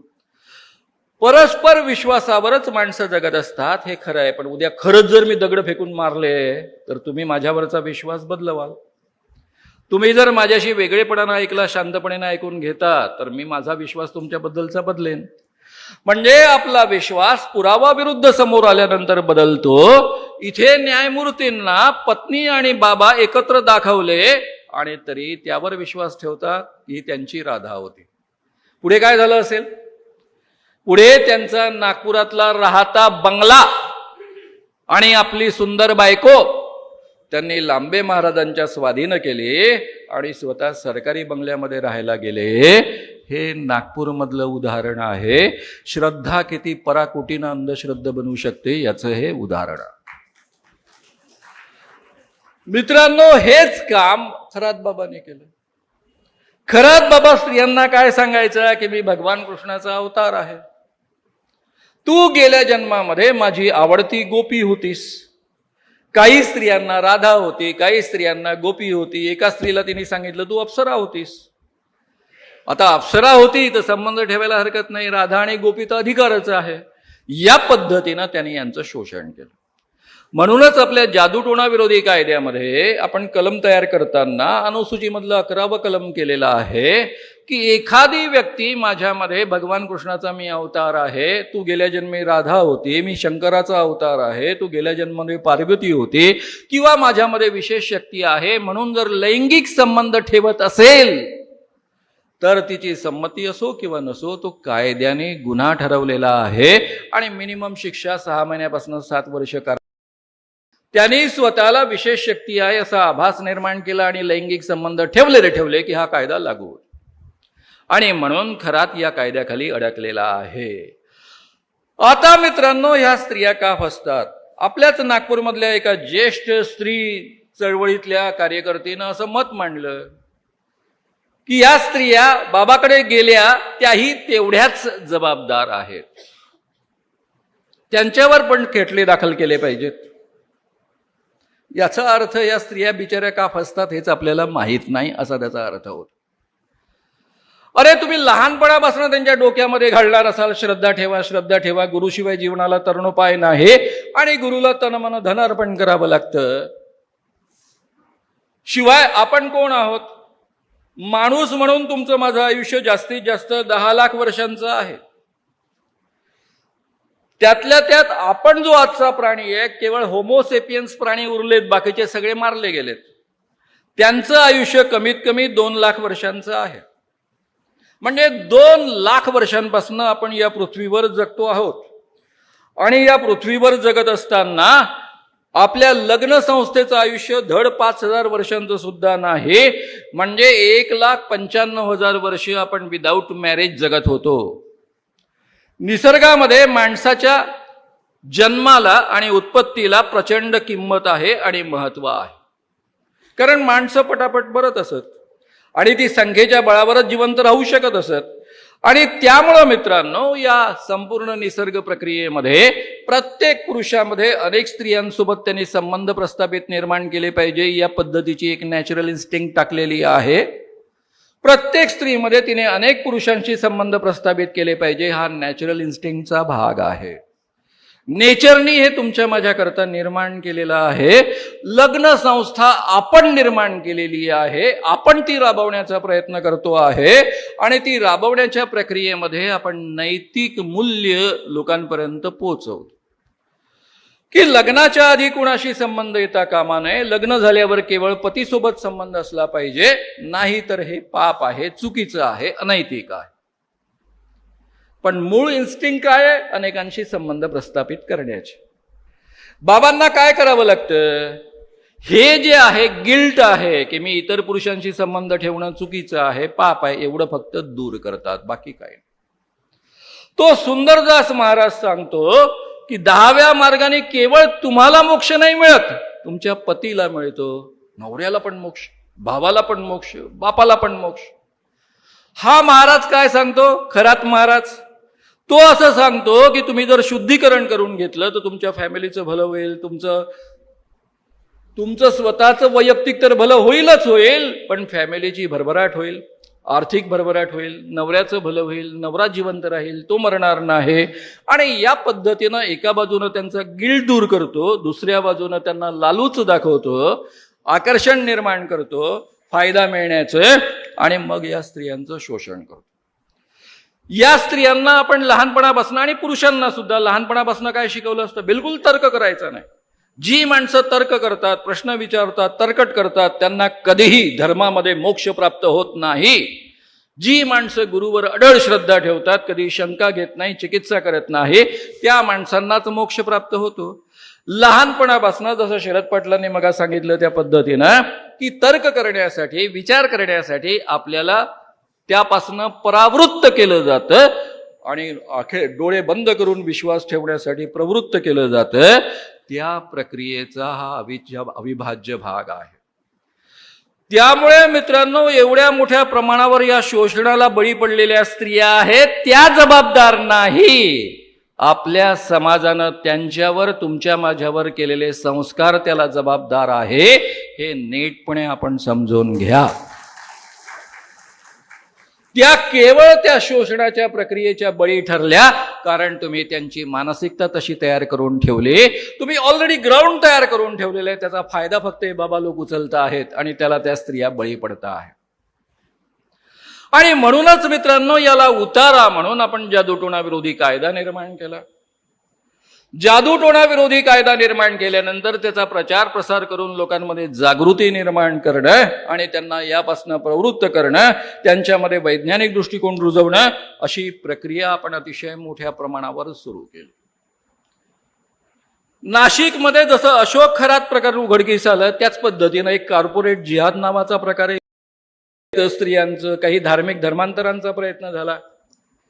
अशोक खरात प्रकरणामुळेच याही प्रकरणाला उजाळा मिळाला. एप्रिलमध्ये त्यामध्येही 9 जवळपास FIR दाखल झाले. त्यापैकी 9 आरोपींना अटक झालेली आहे, 6 आरोपींना आधी अटक झाली होती. त्यामध्ये मेजॉरिटी जरी मुस्लिम पुरुष असले तरी त्यामध्ये अश्विनी चेनानी नावाची जी मॅनेजर आहे, तिथली HR मॅनेजर जिला म्हणतात, ती हिंदू राहिलेली आहे आणि त्याही माध्यमातून शोषण झालेलं आहे असं मानलं जातं. आता कॉर्पोरेट शोषण, बाकीचे या पद्धतीचं शोषण, हा तर आपल्या समाजातलं चित्र आहेच आहे. तो एक वेगळा विषय म्हणून त्यावर मी जास्त भर देणार नाही. मित्रांनो, ज्यावेळेस या पद्धतीची ही कमिटी फॉर्म झाली, जादूटोणा विरोधी कायदा प्रचार प्रसार अंमलबजावणी समिती, पहिल्या सरकारने त्याकरता अजितदादांनी 14.5 कोटी सँक्शन केले. मी त्यांना एवढंच म्हटलं की सर, जर तुम्ही मला 5 वर्ष संधी दिली तर मी अख्खा महाराष्ट्र बदलून दाखवतो, आणि 10 वर्ष जर या पद्धतीनं सरकारच्या माध्यमातून काम करण्याची संधी मिळाली तर संपूर्ण महाराष्ट्र बदललेला असेल असं चित्र तुम्हाला दिसेल की या महाराष्ट्रामध्ये एकही बळी अंधश्रद्धेपोटी जाणार नाही, मोठ्या प्रमाणावर लोकांचं शोषण होणार नाही, छुटपुट अंधश्रद्धा राहतील. या पद्धतीचं वातावरण आपण तयार करू. अजितदादा एकदम खुश झाले. त्यांनी 14.5 कोटी रुपये सँक्शन केले. ती माझ्या संघटनेकडे, जरी संघटनेकरता त्यांनी सँक्शन केले असले तरी ते माझ्याकडे मी घेतले नाही. मी ते सरकारच्याच माध्यमातून खर्च करायचं ठरवलं आणि मग आमची प्रक्रिया सुरू झाली. हेड निर्माण व्हायचं होतं म्हणून आम्हाला केवळ निवडणुकीच्या आधी, 2014ची गोष्ट सांगतोय मी, निवडणुकीच्या आधी 1 कोटीचं बजेट आम्हाला वापरायला मिळालं. आम्ही त्याच्या आधारावर काम सुरू केलं. पुढे सरकार आल्यानंतर उरलेलं 13.5 कोटींचं बजेट आपल्या ताब्यात येईल आणि त्यानंतर पुढची कामं आपण अतिशय उत्तम पद्धतीनं करू असं ठरलं. मधल्या काळामध्ये आचारसंहितेमध्ये सरकार काम करू शकत नाही म्हणून त्या काळात बंद होतं. नंतर सरकार आलं. देवेंद्र फडणवीस महाराष्ट्राचे मुख्यमंत्री झाले. मी खरंच सांगतो, मला मनापासून आनंद झाला. त्याची 2 कारणं होती. एक तर देवेंद्र फडणवीस यांच्यासोबत माझे चांगले संबंध राहिले होते, त्यांना वारंवार कायद्यासोबत त्यांच्याशी चर्चा व्हायची. आणि गंगाधरराव फडणवीस त्यांचे पिताजी यांच्यासोबत मी काम केलेलं आहे. जनता पार्टीमध्ये. तेही जेलमध्ये होते, मीही जेलमध्ये होतो. जेलमधनं सुटल्यानंतर ज्यावेळेस विदर्भातली जनता पार्टी गठीत झाली त्यावेळेस जनसंघाचे लोक, जामोनराव धोटेंचे लोक, काही कम्युनिस्ट लोक, समाजवादी तर मग आपल्या विदर्भात नाहीच कोणी, हे सगळे लोक आम्ही मिळून काम करत होतो. मी या पार्टीचा, जनता पार्टीचा एक भाग होतो. आम्ही एकत्र प्रचार करायचो. त्यांना माझं फार कौतुक होतं की हा पोरगा कॉलेजमध्ये शिकत असताना MA झालेला, MAचं पार्ट 1 फक्त परीक्षा दिली आणि इंदिरा गांधींना विरोध केला, जेलमध्ये गेला आणि ते मला मित्रासारखे वागवत असत, खांद्यावर हात ठेवत असत आणि हा माझा दोस्त आहे असं म्हणत असत. त्यामुळे आपल्याला मित्र मानणाऱ्या माणसाचा मुलगा महाराष्ट्राचा मुख्यमंत्री झाला याचा मनापासून आनंद झाला. मनात एकच शंका होती की हे BJPचे मुख्यमंत्री आहेत आणि म्हणून मी उमेश बाबू चौबे कोण? गंगाधर फडणवीस आणि उमेश चौबे हे दोघेही एका स्कूटरवरनं हिंडत असत. दोघांमध्ये खास मैत्री होती. दोघेही नागपूर महानगरपालिकेत कॉर्पोरेटर होते. मी, उमेश बाबू चौबे आणि देवेंद्र फडणवीस असे आम्ही तिघच त्यांच्या घरामध्ये बसलो. ते त्यावेळेस मुख्यमंत्री झाले होते. नागपूरचं अधिवेशन सुरू होतं. मी त्यांना ही सगळी कागदपत्र दाखवली. त्यांना सांगितलं की या पद्धतीची कमिटी फॉर्म झालेली आहे, काम सुरू झालेलं आहे, बाकीचं काम सुरू आहे, ते बजेट ऑलरेडी सँक्शन झालेलं आहे, ते वापरलं जातं आहे, पण 13.5 कोटीचं बजेट अजून तुमच्याकडनं यायचं आहे. पण पहिला प्रश्न माझा असा आहे की मला माहिती आहे तुम्ही कायद्याला संमती दिली आणि म्हणूनच हा कायदा संमत होऊ शकला शिवसेना आणि BJPनं संमती दिल्यामुळं, त्यामुळे तुमचा कायद्याला पाठिंबा आहे. पण शेवटी तुम्ही BJPचे मुख्यमंत्री आहात, त्यामुळे हे काम आपल्याला अतिशय ताकदीनं करता येईल काय? त्यावर त्यांनी काय उत्तर दिलं मला आणि उमेश बाबूंना? ते म्हणाले की आपल्याला अतिशय उत्तम काम करता येईल, तुमच्या मनातला किंतु परंतु तुम्ही काढून टाका, आपण अतिशय चांगलं काम करू. मी 13.5 कोटी तर नाही सँक्शन करत, पण 10 कोटी सँक्शन करतो. म्हटलं प्रत्यक्षामध्ये आता 4 महिने उरलेले आहेत यावर आर्थिक वर्षाला, या 4 महिन्यामध्ये तर 10 कोटी खर्च करणं शक्य नाही आहे. 2 कोटी जास्तीत जास्त आम्ही वापरू, पण बजेट मात्र तुम्ही 10 कोटीचं सँक्शन करा, कारण पुढचं बजेट मग मोठं आपल्याला मिळतं. ते म्हणाले तुम्ही सुधीर भाऊंना भेटून घ्या, ते अर्थमंत्री आहेत. सुधीर भाऊ माझे मित्र आहेत, जर्नलिझममध्ये आम्ही दोघंही एकत्र होतो. आणि त्यावेळेस सुधीर भाऊंना मी भेटलो. सुधीर भाऊ म्हणाले माझा काही मुद्दाच नाही, मी तुमच्यासोबत आहेच आहे, 10 कोटीचं बजेट सहज सँक्शन होईल जेव्हा मुख्यमंत्री म्हणतायत तेव्हा. देवेंद्र फडणवीस महाराष्ट्राचे मुख्यमंत्री आणि गृहमंत्री असताना 42 पोलीस ट्रेनिंग थ्रूआउट महाराष्ट्र झालेले आहे. त्यांच्या आधी फक्त 5 झालेले होते. त्यानंतर महाराष्ट्रामधल्या 22 जिल्ह्यांमधले कार्यक्रम मुख्यमंत्री असताना झालेले आहेत. फक्त आधीच्या बजेटच्या आधारावर ते झालेले आहेत, जुन्या सरकारने सँक्शन केलेल्या बजेटच्या आधारावर. 200 वक्त्यांची 3 प्रशिक्षण शिबिरं झाली, त्यामधनं आम्ही 200 वक्ते ट्रेन केले.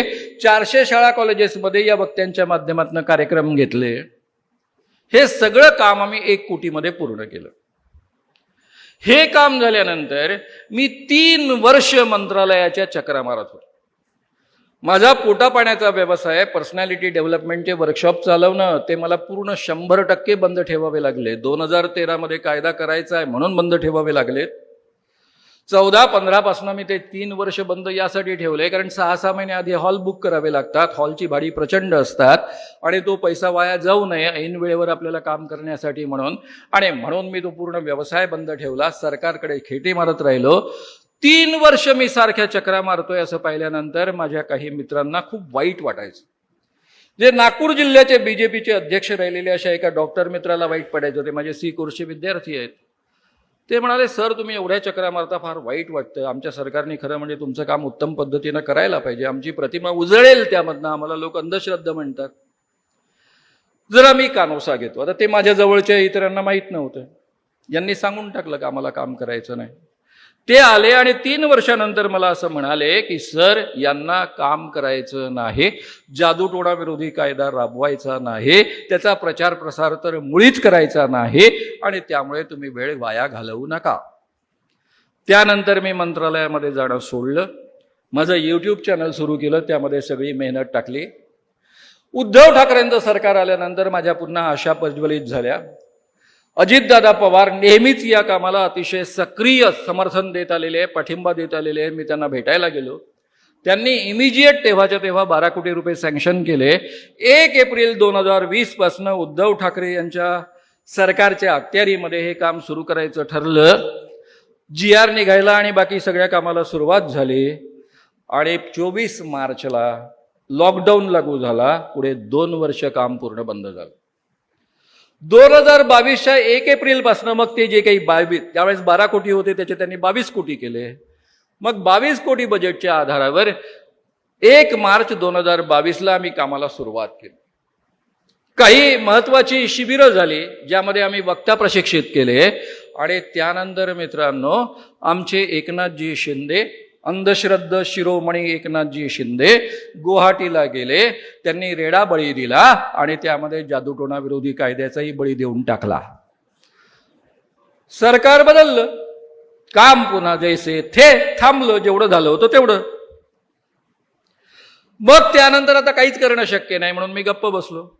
मध्ये बच्चू कडूकडे ते खातं येणार सामाजिक न्याय विभाग असं दिसलं, बातम्या आल्या. मी त्यांना भेटल्यावर ते म्हणे, अरे काय मी झाल्यावर तुम्हीच की सामाजिक न्याय मंत्री, कशाला चिंता करता, तुमचं प्रत्येक काम उत्तम पद्धतीनं होईल. पण ते काही झाले नाही. एकनाथ शिंदेंकडेच हे खातं राहिलं. आता जो माणूस रेडा बळी देतो त्या माणसाकडे या खात्याचं काम घेऊन मी कसं काय जाऊ शकतो, म्हणून मी गेलोच नाही. त्यानंतर अजितदादांनी पलटी मारली. अजितदादा पुन्हा या गव्हर्नमेंटमध्ये दाखल झाले. माझ्या दिल्लीतल्या पत्रकार मित्रांनी मला समजावून सांगितलं की तुझी पहिली प्रायोरिटी ही जादूटोणा विरोधी कायदा राबवणं आहे आणि त्यामुळे तू अजितदादांना भेटलं पाहिजे. मी अजितदादांना भेटलो. अजितदादांनी 22 कोटीचं बजेट पुन्हा रिन्यू केलं. आणि मित्रांनो त्यांना मी सांगितलं एकनाथ शिंदेकडे हे खातं आहे. ते म्हणाले काळजी करू नका. म्हटलं देवेंद्र फडणवीसांचा याला विरोध आहे, ते उपमुख्यमंत्री आहेत. ते म्हणाले त्याचं चिंता करू नका. आणि त्यांनी आउट ऑफ वे जाऊन सामाजिक न्याय विभागाच्या सचिवासोबत बैठक घेतली. मी सचिव आणि काही महत्वाचे अधिकारी अशी ती बैठक झाली. अजितदादांनी उपमुख्यमंत्री आणि अर्थमंत्री या नात्याने आदेश दिले. 22 कोटीचं बजेट सँक्शन केलं. कामाला सुरुवात झाली. 15 दिवसामध्ये सामाजिक न्याय विभागाचे सचिव संपूर्ण या प्रोजेक्टचा जो 14.5 कोटीचा प्रोजेक्ट आहे त्याचा GR काढणार असं ठरलं. तसं त्यांनी अभिवचन दिलं.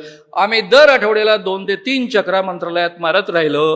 हे सचिव आमचं अतिशय आनंदानं स्वागत करत असत. दरवेळी तो न आवडणारा चहा पाजत असत.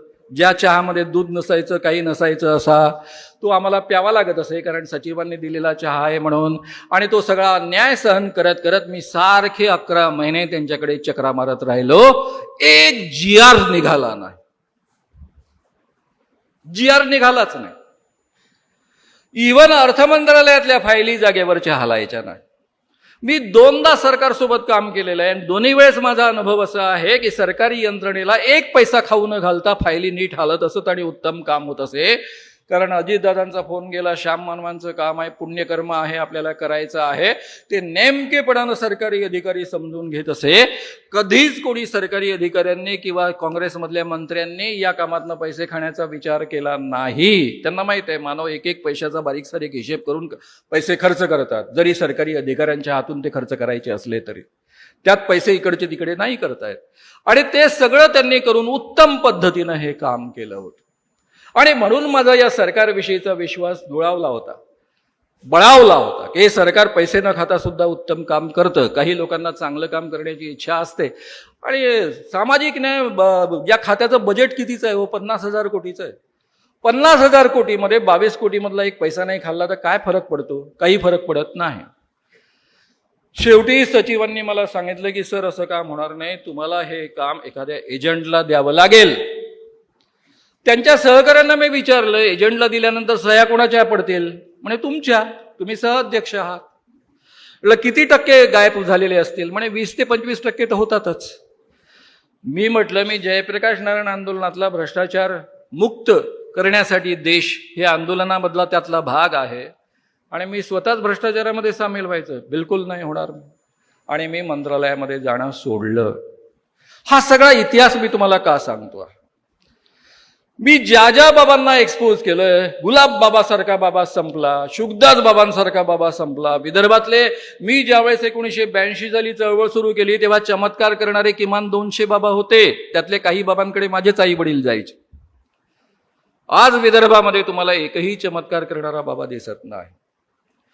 आपण अनेक अंगात येणारे देव संपवलेत, लोकांच्या अंगात येणारे आंबेडकर संपवलेत, बुद्ध अंगात येणारे संपवले, देवी अंगात येणाऱ्या संपवल्या, देव अंगात येणारे संपवले आणि अनेक अवतार संपवले. जी माणसं मेंटली रिटार्डेड असत, विक्तू बाबासारखे अवतार आपण संपवलेत. हे सगळं प्रबोधनाच्या माध्यमातून शक्य असतं. त्यामुळे आपण अतिशय उत्तम पद्धतीनं जर प्रबोधन केलं असतं, जसं जुन्या सरकारने ठरवलं आणि ज्या पद्धतीनं काम सुरू झालं, आणि त्यातल्यापेक्षा निम्मे अधिक काम हे देवेंद्र फडणवीस मुख्यमंत्री असताना झालेलं आहे, ते काम जर त्याच पद्धतीनं त्याच वेगानं सुरू असतं तर आज महाराष्ट्रामध्ये खरात नावाचा बाबा एवढा मोठा झाला नसता, शेकडो स्त्रिया त्याला बळी पडल्या नसत्या. त्यामुळं खरात बाबा हे देवेंद्र फडणवीस यांचं पाप आहे, ते कृपया आपण समजून. त्यांनी जादूटोणा विरोधी कायद्याचा प्रचार प्रसार करण्याचं काम थांबवलं, त्याला खीळ घातली. पोलिसांनी हा कायदा वापरू नये या पद्धतीचं वातावरण तयार केलं. कारण मला अनेक पोलीस अधिकाऱ्यांचे फोन यायचे की सर, कॉर्पोरेटरचा साधा फोन आला तरी आम्हाला FIR दाखल करता येत नाही, साध्या नगरसेवकाचा फोन आला तरी FIR दाखल करता येत नाही, कारण आमच्या सहकाऱ्यांच्या त्यांचं ऐकलं नाही म्हणून बदल्या झालेल्या आहेत आणि त्यामुळे आमचा नाईलाज आहे. हे त्यांचे फोन असायचे मला. अशी परिस्थिती आहे. या पद्धतीनं जादूटोणा विरोधी कायदा राबवला गेला नाही, त्याचा प्रचार प्रसार केला गेला नाही. खरात प्रकरणानंतर संपूर्ण महाराष्ट्रामध्ये पत्रकारांनी इतकं सुंदर वातावरण निर्माण करून दिलं की गेल्या 1.5 महिन्यामध्ये अनेक केसेस दाखल झालेल्या आहेत, FIR दाखल झालेल्या आहेत. पोलीस आनंदानं FIR स्वीकारतात, दाखल करतात, अटक करतात, असं सत्र सुरू झालेलं आहे. म्हणजे एकदा पोलीस खात्यांनी, प्रसिद्धी माध्यमांनी आणि सामाजिक क्षेत्रातल्या लोकांनी ठरवलं तर किती सुंदर बदल महाराष्ट्रामध्ये होऊ शकतो, हे पूर्वीही आपण अनुभवलेलं आहे, आताही अनुभवलेलं आहे. मित्रांनो, मी तुम्हाला एक गोष्ट सांगून या ठिकाणी थांबणार आहे. आपल्या थोडा आता उठू नका, मी 10 मिनिटात संपवतो आहे. तुम्ही लोकांना डिस्टर्ब कृपया. शुकदास महाराजाला मी एक्सपोज केल्यानंतर RSSचे प्रमुख बाळासाहेब देवरस, सरसंघचालक, यांच्याकडे खूप तक्रारी आल्या. त्यावेळेस त्यांनी, ज्यांच्या हाताखाली मी पत्रकार म्हणून तयार झालो, ते मागो वैद्य, तरुण भारताचे संपादक आणि जे पुढे RSSचे बौद्धिक प्रमुख राहिलेले आहेत, आणि दिबा घुमरे या दोन्ही संपादकांना बोलावून घेतलं. त्यांना विचारलं की तुमच्या हाताखाली तयार झालेला हा पत्रकार, ही 84 मधली गोष्ट आहे, हा धर्माच्या विरुद्ध आणि देवाच्या विरुद्ध कसं काय काम करतो? त्यावेळेस त्यांनी समजावून सांगितलं की श्याम मानव देव आणि धर्म याबद्दल बोलत सुद्धा नाही. ते देवाधर्माच्या नावावर जे सर्वसामान्य माणसांचं शोषण होतं, लुबाडणूक होतं, त्याविरुद्ध ही चळवळ चालवतात. ते सातत्याने आमच्या संपर्कात असतात, त्यांचं काम आम्ही पाहतो, आमच्या तरुण भारतामधनं त्याला योग्यरित्या आम्ही प्रसिद्धी पण देतो. त्यामुळे तुमच्यापर्यंत आलेल्या बातम्या सगळ्या चुकीच्या आहेत, खोट्या आहेत. त्यावर बाळासाहेब देवरस त्यांना म्हणाले, पुन्हा वाक्य मी नीटपणे ऐका, बाळासाहेब देवरस RSSचे सरसंघचालक म्हणाले की आपल्या घरात कुठे आपल्याला साप हवा आहे? साप जर पावण्याच्या लाठीनं मरत असेल तर ही चांगली गोष्ट आहे. आणि म्हणून बाळासाहेब देवरस सरसंघचालक असेपर्यंत कधीही RSSने माझ्या कामाला ऑर्गनाइज विरोध केला नाही. त्यांच्यामध्ये एवढं भान होतं की आपल्या समाजामध्ये हा अंधश्रद्धांचा साप आहे, तो आपल्या लोकांना डसतो आहे, चावतो आहे, त्यांचं शोषण करतो आहे, त्यांचं नुकसान करतो आहे. आपण हे काम करू शकत नाही. जर पावणे हे काम करत असतील तर त्यामधनं आपल्या समाजाचं भलं होणार आहे, याचं भान त्यांना होतं. आमच्या देवेंद्र फडणवीसांना किती भान आहे? देवेंद्र फडणवीस, धीरेंद्र कृष्ण महाराज उघड कायदा मोडतो हे त्यांना उत्तम कळतं, कारण ते कायद्यामधले तज्ज्ञ आहेत. त्याला ते घेऊन येतात. नागपुरात आले, पुन्हा त्याच्यासोबत व्यासपीठ शेअर केलं, करणार आणखी. एवढंच नव्हे तर धीरेंद्र कृष्ण महाराजांना मुंबईमध्ये घेऊन गेलेत, ठाण्याला घेऊन गेलेत, एक केंद्रीय मंत्री त्यांना औरंगाबादमध्ये घेऊन गेला. आणि हे धीरेंद्र कृष्ण महाराज दिव्य दरबाराच्या माध्यमातून लोकांना सांगतात, तुला भूत लागलं, तुला असं करावं लागेल, तुला जादूटोणा केला आहे, तुला त्यांनी करणी केलेली आहे, टोटका केलेला आहे, हे सगळ्या अंधश्रद्धा त्यांच्यामध्ये पेरणार. दुसरे हे बीजेपी वाले, देवेंद्र फडणवीसांचेच लोक. तुम्ही जर म्हणाल की देवेंद्र फडणवीस अध्यक्ष नाही आहेत बीजेपीचे, तर डोक्यातनं काढून टाका. महाराष्ट्राचे ते सर्वे सर्व आहेत, पक्षाचेही सर्वे सर्व आहेत आणि सरकारचेही सर्वे सर्व आहेत. बीजेपीचे लोक गावोगाव प्रदीप मिश्राला घेऊन हिंडतात. प्रदीप मिश्रा काय सांगतात? वडेट्टीवारांनी तुम्हाला सांगितलेलंच आहे. अभ्यास केला असेल किंवा नसेल केला तरी फक्त शंकराच्या पिंडीला बेलपत्र लावा, तुम्ही परीक्षा पास कराल. एक लोटा जल टाका, सगळेच्या सगळ्या तुमच्या समस्या सुटतील. हे लोकांमध्ये अंधश्रद्धा पसरवणारे महाराज तुम्ही घेऊन गावोगाव हिंडता, लोकांच्या अंधश्रद्धा वाढवता. हा अंधश्रद्धेचा साप गावोगाव घेऊन हिंडता, त्याला पोसता, त्याला दूध आणि काय काय काय काय पाचता. खरं म्हणजे काच दूध पित नसतो, पण हा साप दूध पितो. अशा सापाला घेऊन हिंडता, अंधश्रद्धा वाढवण्याचं काम करता. हे काम कृपया आता तरी देवेंद्र फडणवीस तुम्ही थांबा. खरात प्रकरणामुळे तुमचे डोळे उघडले असतील असं आम्ही मानतो. कृपया जागे व्हा. लोकांचं शोषण करून, लोकांना शोषण करणाऱ्या बाबांच्या ताब्यामध्ये देऊन त्यांच्या अंधश्रद्धा वाढूनच फक्त निवडून येतं असं नाही. या सगळ्या बाबांनी कुणाचं शोषण केलंय हो? यामध्ये एक तरी मुस्लिम स्त्री आहे का? सगळ्याच्या सगळ्या हिंदू स्त्रियांचं शोषण केलंय. तो राम रहीम बाबा असेल, आसाराम बापू असेल, नारायण साई असेल, सुंदरदास महाराज असेल, कृपाळू महाराज असेल किंवा अशोक खरात असेल. या सगळ्यांनी हिंदू स्त्रियांचं शोषण आजपर्यंत केलेलं आहे ना. मग तुम्ही जर हिंदू हिंदू करता आणि हिंदूंना वाचवणं, हिंदूंना वाढवणं, हिंदूंना बलिष्ठ करणं हे तुमचं कर्तव्य आहे असं मानता, तर त्यांना तुम्ही अंधश्रद्धेच्या आहारी जाण्यासाठी वातावरण का मुद्दाम निर्माण करता? वाचवण्यासाठी पुढे का येत नाही? त्यांना या सगळ्या शोषणापासून वाचवण्याकरता हा जादूटोणा विरोधी कायदा जो महाराष्ट्रामध्ये झालेला आहे त्याचा अतिशय प्रभावीपणे प्रचार प्रसार झाला पाहिजे. महाराष्ट्रामधले हिंदू लोक या शोषणापासून वाचले पाहिजे. असे प्रयत्न तुम्ही का करत नाही? हे प्रयत्न केल्यानंतर सुद्धा लोक तुम्हाला निवडून देतील. केवळ फसून आणि लोकांचं नुकसान करूनच निवडून येता येतं असं नाही, तर लोकांचं भलं करून सुद्धा निवडून येता येतं. त्यामुळे या निमित्तानं मी जाहीररित्या एवढंच आवाहन करेल की देवेंद्र फडणवीस आता तरी तुम्ही जागे व्हा.